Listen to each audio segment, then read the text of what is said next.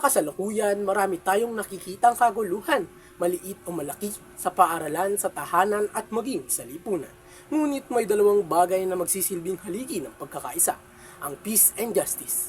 Ang peace o kapayapaan ay hindi simpleng wala ng gulo.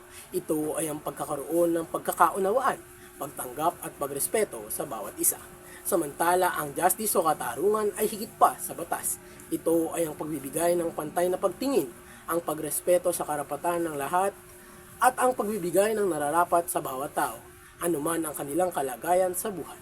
Bilang isang mag-aaral, araw-araw maipapakita ko ito sa simpleng pamamaraan, paggalang sa aking guro, pakikinig at pag-unawa sa aking mga kaklase, at pag-iwas sa anumang sigalot.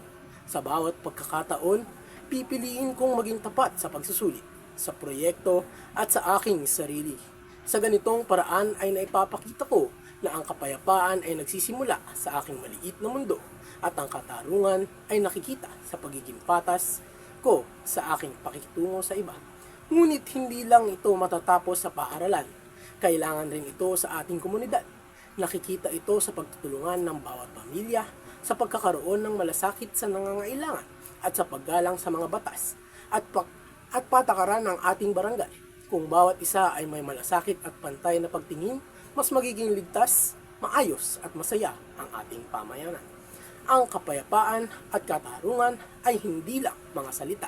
Hindi ito nagsisimula sa gobyerno o sa malalaking tao, kundi sa atin, sa bawat isa.